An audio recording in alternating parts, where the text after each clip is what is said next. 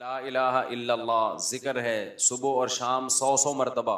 اس کی عادت ڈالیں, بچوں کو عادی بنائیں, تہجد کے لیے بچوں کو گھر میں اٹھائیں, نماز کے لیے بچوں کو اٹھائیں, کچھ اللہ اللہ سکھائیں ان کو. اہل اللہ کے گھروں کا ماحول بڑا ہی پیارا ہوتا ہے. یہ جو قرآن میں آتا ہے ربنا ہب لنا من ازواجنا وذریاتنا قرۃ اعین وجعلنا للمتقین اماما, اے اللہ ہمیں ہماری بیویوں اور اولادوں کی طرف سے آنکھوں کی ٹھنڈک عطا فرما. یہاں آنکھوں کی ٹھنڈک کا کیا مطلب ہے؟ آنکھوں کی ٹھنڈک کا مطلب یہ ہے, الحمدللہ, آنکھوں کی ٹھنڈک کا مطلب یہ ہے کہ ان کو عبادت میں مشغول کر دے. آپ جب گھر میں آؤ, ایک منظر ہے, بیگم فلم دیکھ رہی ہے, بچے کیا دیکھ رہے ہیں, آ رہا ہے آج کل پب جی کا نام تھوڑا کم ہو گیا, پب جی کھیل رہے ہیں, اس سے آنکھیں ٹھنڈی نہیں ہوں گی. ابے کیا کر رہا ہے, ابے کبھی کتاب بھی لے کے بھی بیٹھ جایا کر, کہتے ہیں نا ماں باپ, ابے ہر وقت ڈرامے دیکھتا رہے گا. بیگم کو فیشن سے ہی فرصت نہیں مل رہی, شاپنگ سے ہی فرصت نہیں مل رہی. اور ایک ہے آپ جب گھر میں آؤ, بیگم صاحبہ نے اسکارف لیا ہوا ہو اور قرآن مجید ہاتھ میں ہو اور قرآن مجید کی تلاوت ہو رہی ہو, اور بچے بھی انسان کے بچے بنے ہوئے ہوں, بچیاں مصلے پہ کھڑی چھوٹی چھوٹی دعا مانگ رہی ہوتی ہیں, کتنی اچھی لگتی ہیں. اور آپ کے بیٹے بھی کیا کر رہے ہوں, نماز میں لگے ہوئے ہوں, یا کوئی تلاوت کر رہا ہو, کوئی دعا مانگ رہا ہو, تو بتاؤ آنکھیں ٹھنڈی ہوں گی کہ نہیں ہوں؟ آج کل یہ آنکھیں ٹھنڈی ہونا یہ جب ہے جب آپ خود بھی یہ کرو گھر میں. تو جو کنوارے ہیں وہ ابھی سے نیت کریں, دیندار لڑکی سے نکاح کرنا ہے اور شادی کے بعد گھر کا ماحول یہ بنانا ہے.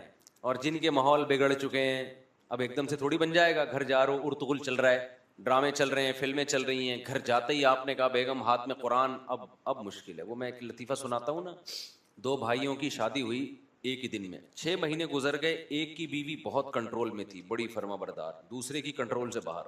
اس نے اس سے پوچھا ابے تو نے کیسے کنٹرول کیا ہوا ہے؟ اس نے کہا ہم تو شروع میں ہی آئے تو ایسے چنگیز خان بن کے آئے تھے. گلاس سامنے آیا, اٹھا کے لات ماری, توڑ دیا اس کو. ابھی کدھر سامنے رکھا, اسٹائل ہی یہی تھا. بلی نے تھوڑا شور مچایا, گردن مار کے پھینک دی, بہت شور کر رہی ہے, یوں گردن گھمائی, تو اس کا روب بیٹھ گیا. اب کہہ رہا ہے اب یہ سب تکلفات کی ضرورت نہیں, اب روب بیٹھ گیا. اس نے کہا چلو یار ہم بھی کرتے ہیں یار.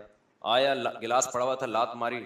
بیگم نے کہا اب نہیں, پہلے کرنے کی چیزیں تھی یہ, ٹھیک ہے نا, ابھی جو تمہاری اوقات ہے 6 مہینے میں مجھے وہ سمجھ میں آ گئی. تو اب جا کے آپ بہت اچھی نصیحتیں شروع کر دو گے, بیگم آنکھوں کی ٹھنڈک اس میں ہے, تم قرآن لے کے بیٹھا کرو, اور بچے ہمارے دعائیں مانگا کریں, گھر میں یہ ٹی وی ڈرامے بند ہو جائیں. تو بیگم کہے گی لگ رہا ہے ابھی تازہ تازہ کوئی بیان سن کے آیا ہے, ہمیں پتہ ہے تو کتنے پانی میں. تو ایک دم سے نہیں ہو جاتا, لیکن یہ کرنا پڑے گا آپ کو, ورنہ نسلیں تباہ ہوں گی, بڑھاپا برباد ہوگا, آپ کا اپنا بڑھاپا برباد ہوگا. بچوں کو جس سمت میں لگایا ہوا ہے نا, اس سے بچے بڑھاپے میں بھی آپ کے نہیں ہیں. ان کو ابا ٹینشن, ابے ڈرامہ دیکھ رہا, ابا کھانس رہے ہیں, تو اس کو تو غصہ نہیں آئے گا یار یہ کیا مسئلہ ہے, انگریز نے اولڈ ہاؤس بنائے ہوئے ہیں یار, بہترین کام کیا ہوا ہے, ابا ہمیں جراثیم پھیلا رہے ہیں ہمارے گھر میں. تو یہ سوچ ہوگی اس کی, کیونکہ یہ فلمیں ڈرامے ڈپریشن بڑھاتے ہیں. ہمیں وہ کام کرنے جو برداشت بڑھائے ہمارے اندر, اس سے سکون ملے گا. سکون اس سے دیکھو, بعض نفسیاتی ڈاکٹر بولتے ہیں کہ غصہ برداشت نہیں کرنا چاہیے, اس سے ٹینشن ہوتی ہے, صحت خراب ہوتی ہے. جب انسان غصہ جاری کر دیتا ہے تو کیا ہو جاتا ہے, ریلیکس. شریعت اس کے اپوزٹ لے کے جاتی ہے آپ کو. اسلام کہتا ہے غصہ برداشت کرو, اہل جنت کی صفات غصہ جاری کرنا ہے, برداشت کرنا ہے, برداشت کرنا ہے. اب سوال پیدا ہو, اسلام وہ کام کیسے کہہ سکتا ہے جس سے صحت خراب ہو رہی ہے آپ کی؟ غصے کے کڑوے گھونٹ پیتے ہو, برداشت کرتا ہے نا آدمی, ایک ڈپریشن میں آتا ہے, ٹینشن میں آتا ہے, جاری کر دو تو ٹینشن کیا ہے, غصہ آیا وہ پڑاخ سے ایک اگلے کو لگا دیا, وہ ٹینشن پارسل ہو گئی, وہاں پہ آپ سکون میں آ گئے. بھائی یہ بھی ٹینشن ختم کرنے کا عارضی طریقہ ہے. جو لوگ غصہ جاری کرتے ہیں, آہستہ آہستہ غصہ برداشت کرنے کی طاقت ختم, ان کو پھر غصہ بھی بار بار آتا ہے. یہ بھی نشہ ہے. شریعت نے کہا برداشت کر لو, یہ جو نقصان ہے تھوڑا ہے, جب بار بار برداشت کرو گے تو برداشت کرنے کی پاور بڑھ جائے گی, پھر برداشت کرنے میں وہ ٹینشن نہیں ہوگی جو ابھی ہو رہی ہے, پھر غصہ آنا ختم ہو جائے گا, کم ہو جائے گا غصہ آنا, دیر پا نتائج اچھے نکلیں گے. اور پھر جو غصہ آ کے جو اگلے کو لگا دیا آپ نے غصے میں ٹینشن ختم کرنے کے لیے, تو وہ بھی تو پارسل کرے گا اپنی ٹینشن. کیا خیال ہے, اس کی بھی تو سائڈ افیکٹ ہے نا بہت زیادہ, وہ ٹینشن آپ کو پارسل کرے گا. پارسل کا خاص انتظام ہے ہمارے یہاں, ہر ہوٹل میں پارسل کا انتظام ہے, وہ تھوڑی سکون سے بیٹھے گا. تو عبادت کا ماحول بنائیں گھروں کے اندر, عبادت کی عادت ڈالیں گھروں کے اندر. اب ایک نسخہ بتاتا ہوں آپ کو, جن کی نہیں ہوئی ان کو تو میں نے بتا دیا کہ بھائی دیندار لڑکی سے شادی کرو جو پہلے ہی نماز روزے کی عادی ہو, اس سے نکاح کرو اور پھر خود بھی اسی جیسے بن جاؤ. اور یہ چھوڑ دو یہ مستیاں سینما گھروں کی اور ڈراموں کی, ان مستیوں میں سوائے میں نے بتایا نا گھر میں بے برکتی کے نحوست کے کچھ بھی نہیں آئے گا, اس کے سائیڈ افیکٹ بہت زیادہ ہیں.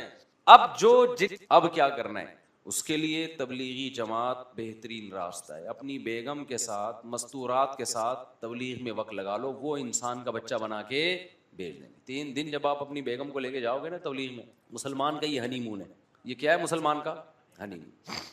یہ والا جو ہنی مون ہے نا, جو سوئٹزرلینڈ جا رہے ہیں, اس میں خرچہ بھی ٹھیک ٹھاک ہے, بیگم بگڑنے کا بھی بڑا خطرہ ہوتا ہے. میں نہیں کہہ رہا بگڑتی ہیں, بگڑنے کا خطرہ بہت ہوتا ہے. جب وہ وہاں جا کے دیکھیں گی نا انگریز عورتیں لائف کو کیسے انجوائے کر رہی ہیں, کپڑے وپڑے کی کوئی پابندی ہے ہی نہیں, شادی غفار سے ہوئی تھی, اچھا وسیم لگا تو وسیم کے پاس چلی گئیں. تو جب یہ کلچر دیکھتی ہیں تو مرد بھی بگڑتا ہے اور عورت بھی بگڑنے کا, سارے نہیں بگڑتے, خطرہ ہوتا ہے بگڑنے کا. مرد بھی کہے گا یار انگریز کو وہ والی اچھی لگی تو ادھر کو نکل لیا, وہ والی اچھی لگی ادھر کو نکل لیا, ہم اسی کو لے کے گھوم رہے ہیں. یار یہ کیا مزاق ہے. سارے نہیں بگڑتے, کچھ بگڑنے کے خطرے ہوتے ہیں. تو گھر میں جب آپ ماحول بناؤ گے تو مسلمان کا سوئٹزرلینڈ کیا ہے, سوری مسلمان کا ہنی مون کیا ہے, عمرے پہ لے جاؤ بیگم کو, تبلیغ میں لے جاؤ بیگم کو. آپ دیکھو کیسا اچھا ماحول بنے گا گھر کا. میں نے تبلیغ والوں کے گھروں کا ماحول دیکھا ہے, جو تبلیغ کے بڑے لوگ ہیں, بزرگ لوگ ہیں. کبھی گئے نا جیسے بے تکلفی ہے کسی تبلیغ کے بڑے بزرگ سے, تو ان کی ذرہ نوازی, گھر میں لے گئے, ان کے گھروں کا ماحول دیکھا. میں نے کہا ماشاء اللہ بھائی جنت ہے. مستورات, نمازوں کی پابندی, ذکر اذکار کی پابندی, سسر کا ادب. آج کل تو بدتمیز بنایا جا رہا ہے بہوؤں کو, اس طرح کے ڈائلاگ, یہ ساس کی خدمت واجب نہیں, سسر کی خدمت واجب نہیں, کوئی رشتہ ہی نہیں ہے ساس سسر کا. رشتہ نہیں ہے تو مجھے بتاؤ داماد کے لیے ساس سے نکاح حرام کیوں ہے؟ حرام تو ماں سے نکاح ہوتا ہے نا, داماد ساس سے نکاح نہیں کر سکتا. تو رشتہ ہے تو اللہ نے کہہ دیا نا کہ ماں بن گئی ہے, تو بہو کے لیے بھی ساس ماں کی قائم مقام ہے. میں نہیں کہہ رہا بالکل ماں جیسی ہے, لیکن جب گھروں میں دین آئے گا, تمیز آئے گی, تو پھر بہویں یہ مسئلہ نہیں پوچھیں گی کہ ساس کی خدمت واجب ہے یا نہیں ہے. بہو کیا کہے گی, بھائی بڑوں کی خدمت سے کیا ملتا ہے؟ خدا ملتا ہے. تبلیغ میں تو یہی سکھایا جاتا ہے, خدمت سے کیا ملتا ہے؟ خدا ملتا ہے. بھائی میرے شوہر کی ماں ہے تو میرے لیے تو شوہر جنت, تو جو شوہر کی جنت ہے وہ میری بھی کیا ہے؟ جنت ہے. غیرت مند آدمی اپنی خدمت سے اتنا خوش نہیں ہوتا جتنا اپنی ماں کی خدمت سے خوش ہوتا ہے. اگر غیرت ہے اس میں, کہتا ہے بیگم مجھے بھول جاؤ, میری ماں کی خدمت کرو, اسی سے دل جیتو. تو میں نے تبلیغ والوں کے گھروں کا ماحول بھی دیکھا ہے الحمدللہ, اور میں نے لبرل لوگوں کے گھروں کا ماحول بھی دیکھا ہے. لبرل لوگوں کے گھروں کے ماحول میں کیا ہے, ابا ادھر بیٹھ کے کھانا کھا رہا ہے, بچہ برگر کھانے جا رہا ہے دوستوں کے ساتھ, بیگم صاحبہ اپنے الگ روم میں, بچے بھی ایک آدھی ہوتے ہیں, اور بیٹی صاحبہ وہ اپنا لیپ ٹاپ لے کے کمرے میں بیٹھی ہوئی, میں بزی ہوں مجھے کوئی ڈسٹرب نہ. تبلیغ والوں کے گھروں کا ماحول بھی دیکھا. ایک تو نسل زیادہ ہوتی ہے, بہویں بھی ہیں, داماد بھی ہیں, بیٹے بھی ہیں, بیٹیاں بھی ہیں, گھر بھرا ہوا ہے. سمجھتے ہو, ایک بڑے بزرگ کے ہاں جانا ہوا, انہوں نے کہا کہ اللہ نے ہمیں بہو اتنی اچھی دے دی مولوی صاحب, وہ تو جو ہمارے گھروں میں اعمال میں سستی ہو رہی تھی, وہ بہو اس سستی کو بھی کیا کر رہی ہے, دور کرنے کا ذریعہ بن رہی ہے. واہ واہ, بہو کی تعریف قیامت کی علامت ہے یا نہیں ہے؟ کوئی اپنے منہ سے بول رہا ہو اچھی بہو آ گئی. بہویں تو گھر کا ماحول کیا کر دیتی ہیں, جو ڈرامے کی قسطیں رہ گئی تھی وہ بھی پوری کرواتی ہیں, کہ 27ویں رات میں یہ والا ڈرامہ رہ گیا تھا, اس کو پورا کرو. ہمارے اوپر خدمت واجب نہیں ہے, شوہر کی نہیں خدمت آج کل واجب ہو رہی, تو ساس سسر تو بہت دور کی چیز ہیں.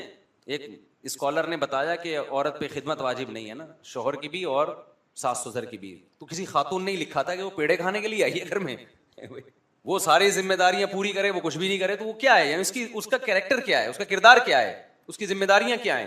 ایک عورت نے اعتراض کیا تھا, اور اس عورت نے کہا میں ساس نہیں ہوں, میں خود بہو ہوں. میں نے اس کے اسکرین شاٹ لے لیا نا, اس کے کمنٹس, اس نے کہا میں خود بہو ہوں. اور مجھے حیرانگی ہوتی ہے ان بہوؤں پہ جو کہتی ہے ہمارا ساس سے کوئی رشتہ نہیں ہے. تو اس نے کہا مجھے اگر اپنے میاں سے محبت ہے تو مجھے اپنی ساس سے بھی محبت ہوگی. مجھے پوری ورڈنگ یاد نہیں ہے اس کی, اس کا مفہوم بیان کر رہا ہوں. میں نے کہا غیرت مند بہو ہوئی, خاندانی بہو. اسکرین شاٹ لے لیا, میں نے کہا ابھی بیان میں نا وہ پڑھ کے سناؤں گا, دیکھو کیا لکھا ہوا ہے اس نے. وہ اسکالر بتا رہا ہے کہ کوئی رشتہ کچھ بھی نہیں, پہلے ہی سب ختم ہو گیا میرے بھائی, ہم انگریز بن چکے ہیں آدھے سے زیادہ, ریلیشن ختم. جو تھوڑا بہت ریلیشن رہ گیا ہے وہ بھی کیا کر دیا, برباد. تو اپنی مستورات کو نا گھر کی جب آپ تبلیغ میں نکالو گے تو تبلیغ میں ان کو اعمال کا ماحول ملتا ہے. کچھ چیزیں سمجھانے سے نہیں ہوتی, کروانے سے سمجھ میں آتی. حضرت حاجی امداد اللہ مہاجر مکی رحمۃ اللہ علیہ, وہ چاہتے تھے حضرت مولانا رشید احمد گنگوہی رحمۃ اللہ علیہ کو ذکر کی عادت ڈالنا. ان کے پاس ٹائم ہی نہیں تھا مصروفیتوں کی وجہ سے. تو مشہور واقعہ ہے, مختصر بیان کر رہا ہوں. ایک رات انہوں نے کہا اپنا بستر میرے بستر کے ساتھ لگا دینا. اور رات کو ان کے ہاتھ میں تسبیح پکڑا دی اور کہا اللہ اللہ کرو. تو حضرت رشید احمد گنگوہی رحمۃ اللہ علیہ کہتے ہیں کہ میں نے جو اللہ اللہ کیا ایسا مزہ آیا, اس کے بعد بڑھاپے تک بھی وہ تسبیح نہیں چھوٹی. اور جب بہت بوڑھے ہو گئے تھے اور تسبیح وہ اتنی پرانی, کسی نے ایک نئی تسبیح لا کے دی اور کہا کہ حضرت اتنے پرانے دھاگے ہو گئے, دانے بھی گھس گئے ہیں اس کے, چھوڑ دیں اس کو, کوئی اچھی تسبیح رکھ لیں. انہوں نے فرمایا کہ اس تسبیح سے مجھے محبت ہو گئی ہے, اس نے مجھے اللہ اللہ کرنا سکھایا ہے, اب اس سے بھی مجھے محبت ہو گئی. انسان مسلسل جس جگہ نماز پڑھتا ہے اس جگہ سے انسان کو محبت. تو میرے بھائی کچھ تھوڑا سا اللہ اللہ کرنا بھی سیکھ لو, آج کل یہ بالکل ختم. تو تبلیغ میں وقت لگانے سے کیا ہوگا بولو نا, 3 دن ہوگی بہت بوریت آپ کو جب آپ تبلیغ میں نکلیں, کیونکہ لوگ جاتے ہیں کہ شاید ایک انٹرٹینمنٹ, بھائی کچھ مزہ آئے گا, تو مزہ نہیں آتا وہاں پہ, ٹینشن ہوتی ہے. مزے کے لیے کیا کوئی ڈرامہ لگائیں گے آپ کو وہاں جا کے, وہ ہے بھائی کوئی فلم دکھائیں گے, کیا کریں گے, کوئی پروگرام ہوگا, کوئی سٹے وٹے کا دور چلے گا رات کے وقت میں, وہ معمولات کروائیں گے, بھائی صبح کی تسبیح, شام کی تسبیح ہے, پھر تعلیم ہے, پھر مذاکرہ ہے, بورنگ لائف. لیکن یہ بورنگ آپ کی زندگی کو ساری زندگی کے لیے انٹرٹین کرنے کا ذریعہ بن سکتی ہے. دیکھو نا جنہوں نے لگائے پھر مزید لگا کے اب وہ رائیونڈ کے مقیمین بن گئے ہیں, وہ سارا دن اسی معمول میں. او بھائی آپ یہ تو بڑی بورنگ لائف ہے. انہوں نے کہا ہم سے چھڑوا کے دکھاؤ یہ لائف, ہمیں اسی میں مزہ ہے. ہم نے تبلیغ کے بزرگوں میں ایسے ایسے واقعات سنے ہیں جو عینی شاہدین گھنٹوں گھنٹوں دعا مانگ رہے ہیں, دل نہیں بھر رہا. آج تھوڑی دیر میں دعا سے وحشت ہونا شروع ہو جاتی ہے کہ یار 2-4 چیزیں مانگ لی بس ختم ہے, اب کیا. مانگ بھی ایسے رہے ہوتے ہیں کہ دل نہیں لگ رہا ہوتا. جن کا دعاؤں میں دل لگ جاتا ہے نا, ہمارے شیخ حضرت مفتی رشید احمد صاحب رحمہ اللہ تعالی, ان کا ہر جمعے کو عصر کی نماز کے بعد بیان ہوتا تھا. اب ہوتا کیا, ہم جب پہلی مرتبہ گئے, ایک تو عصر سے مغرب کا ٹائم بہت تھوڑا ہے, لوگ آئے بہت دور دور سے. حضرت کا معمول تھا فرض نماز کے بعد عام طور پہ دعا نہیں مانگا کرتے تھے, اجتماعی دعا, انفرادی بھی نہیں.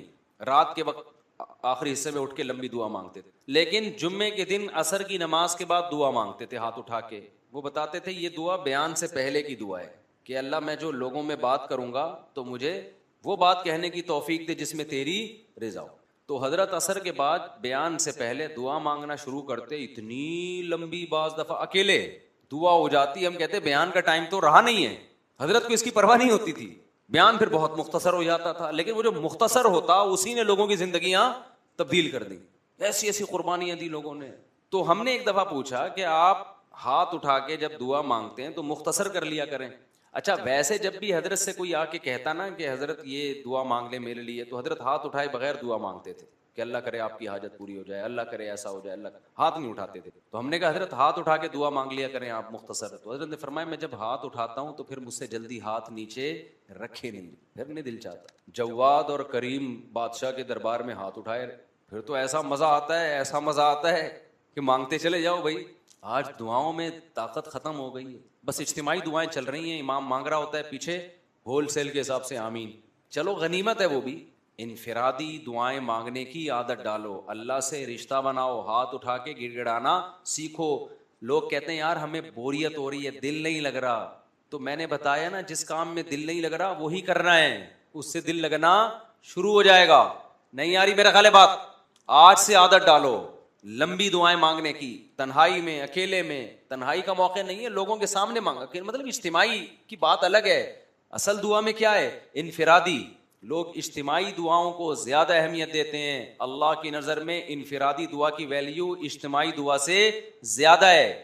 کیوں؟ ادعوا ربکم تضرعا وخفیا, اللہ کہتے ہیں اپنے رب کو عاجزی کے ساتھ اور چپکے سے پکارو. تو گھروں میں عادت ڈالیں گے کہ نہیں ڈالیں گے دعاؤں کی اور نماز کی, عبادت کی؟ اس کا طریقہ میں نے بتایا کہ کیا طریقہ ہے. اب ایک دم نہیں پڑے گی عادت, پھڈا ہو جائے گا بیگم سے, بچوں سے پھڈا ہو جائے گا. اس کا طریقہ کیا ہے؟ اللہ نے بہترین آپشن دیا ہے, کس کا؟